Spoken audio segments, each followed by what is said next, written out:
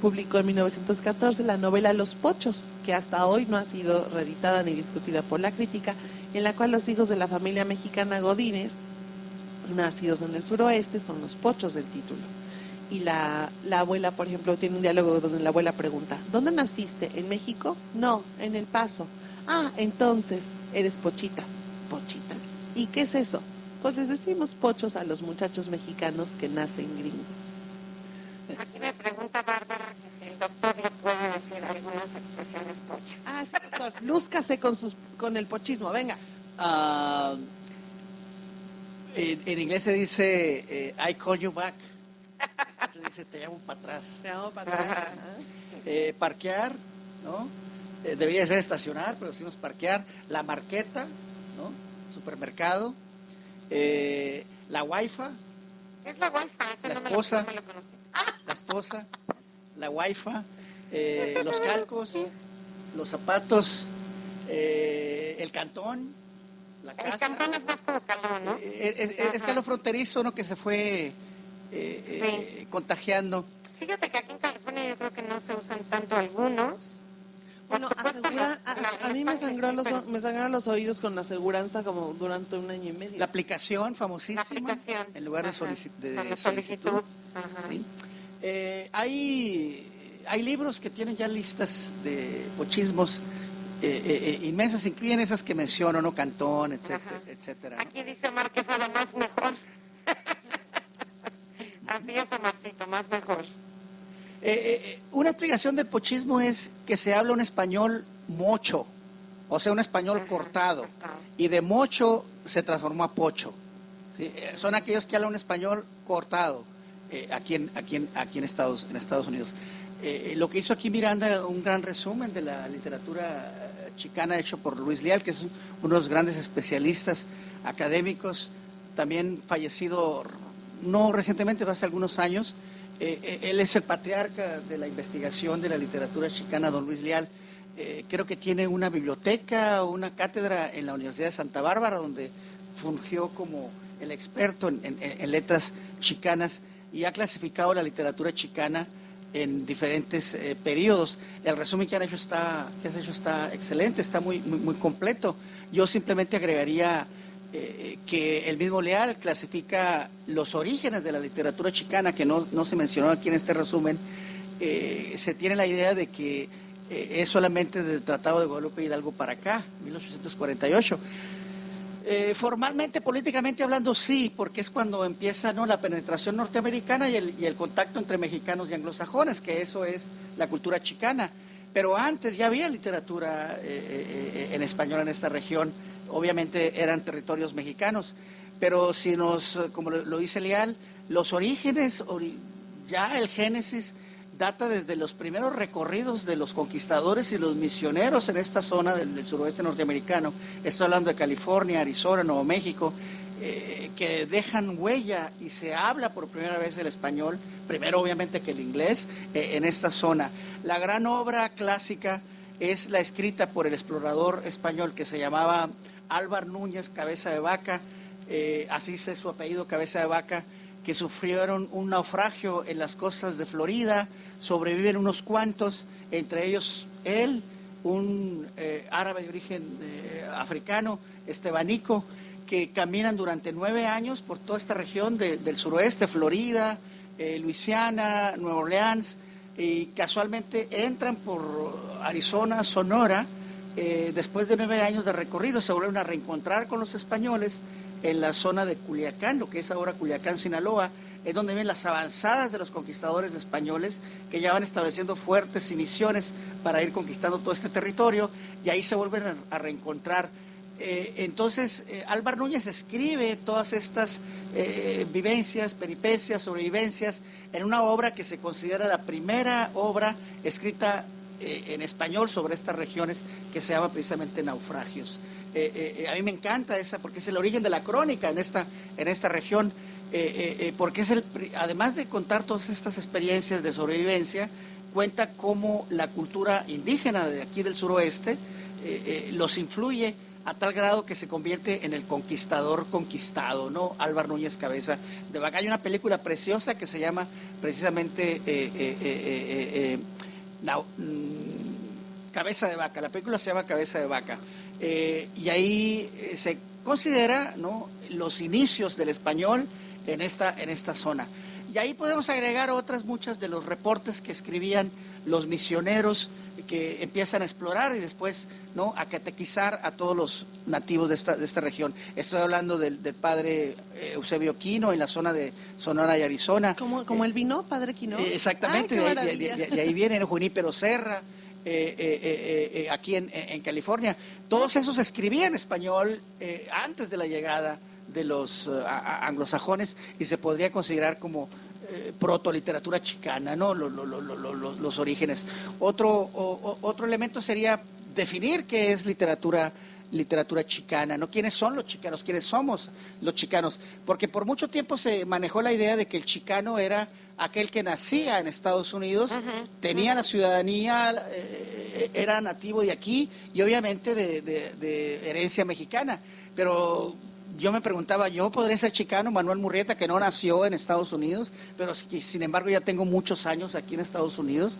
Entonces, en ese sentido yo no sería chicano, mi literatura no sería chicana, por más pochismo, por más... Inclusive hasta hubo discusiones de quién sería un chicano o quién sería un chicanesco, ¿no? Chicanesco en el sentido despectivo. Si usáramos esos términos, yo no sería chicano, yo sería chicanesco, porque no nací aquí en Estados Unidos. Pero hay otras definiciones que es la que yo aplico en mis cursos de literatura chicana. Es escrita por aquel autor o autora de origen mexicano, ya sea haya nacido o no en Estados Unidos, pero que sin embargo tiene la experiencia vital, la experiencia cotidiana de convivir con el mundo anglosajón. Y ahí yo sí tengo esas características. Yo soy de origen mexicano, haya nacido o no en Estados Unidos, pero tengo la experiencia vital, la experiencia cotidiana de lidiar con el mundo anglosajón. Eso me hace diferente del mexicano de México y me hace diferente del norteamericano. O sea, ¿usted se considera un representante de la literatura chicana?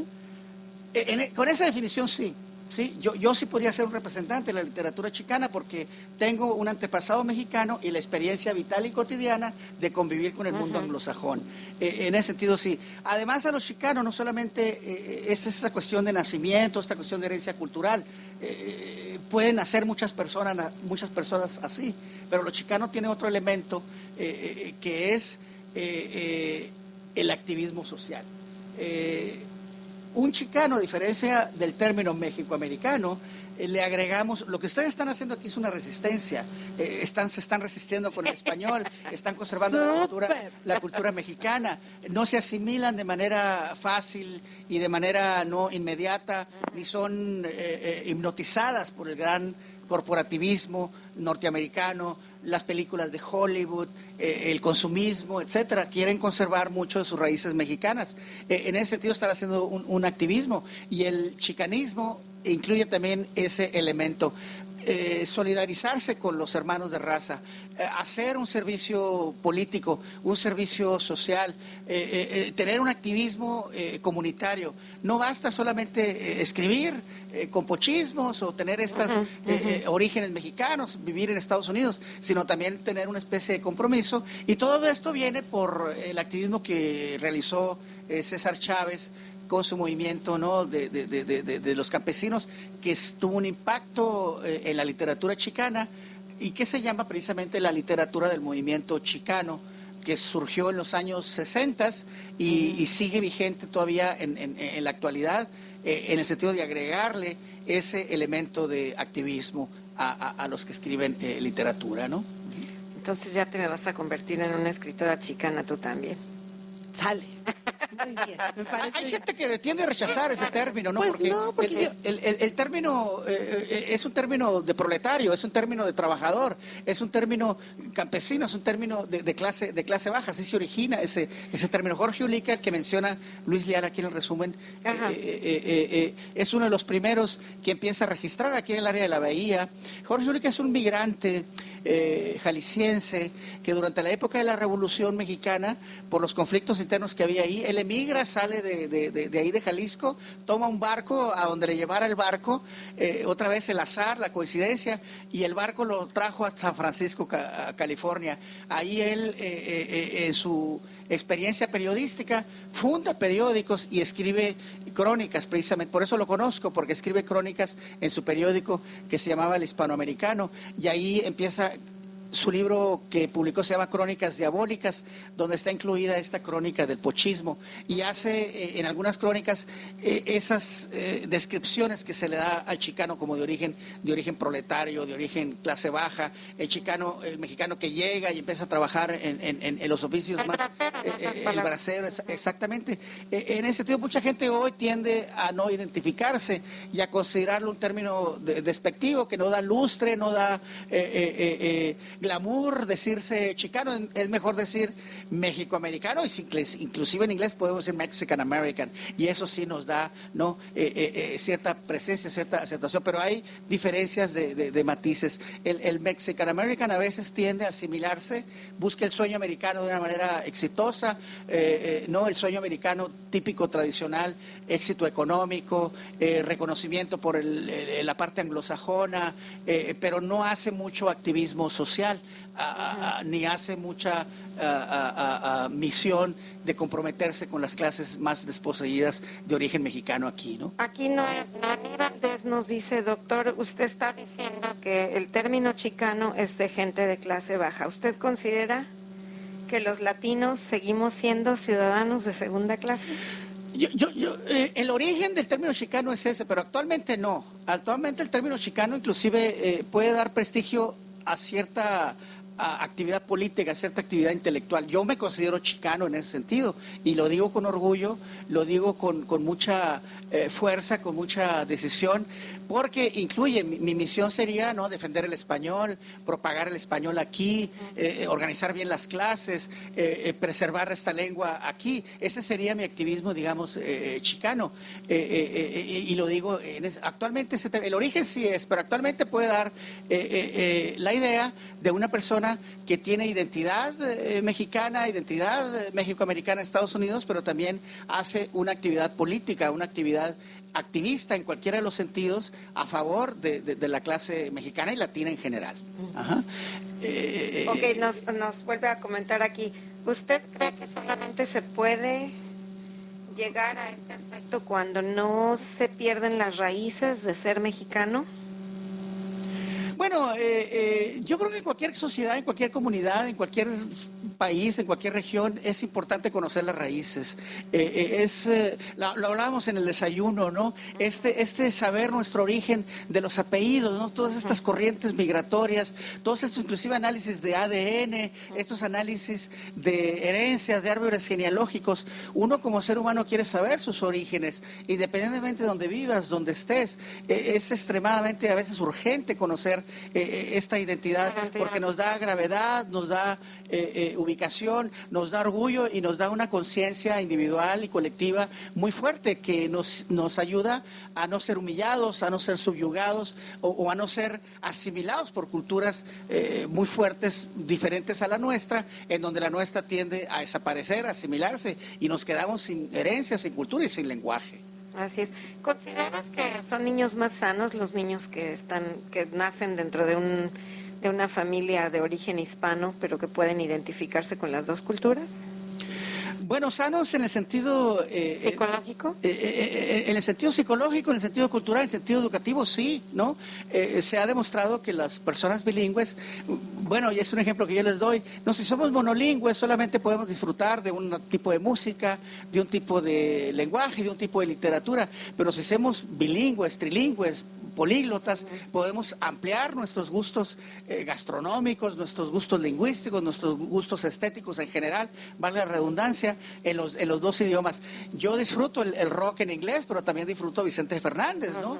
Yo disfruto a Shakespeare, pero también disfruto a Cervantes. Un anglosajón monolingüe quizá podrá leer Cervantes traducido, pero no saber ni probar todos estos dichos, todas estas anécdotas, todos estos manejos de lenguaje que hace Cervantes en el Quijote, ¿no? En ese sentido, es muy conveniente no solamente hablar dos idiomas, sino 3, 4, los que se puedan. Nosotros obligatoriamente aquí tenemos que ser bilingües. Por ahí crié yo una frase, y si me disculpan, esto no sería un pochismo, sino sería una expresión un poco fuerte dentro de la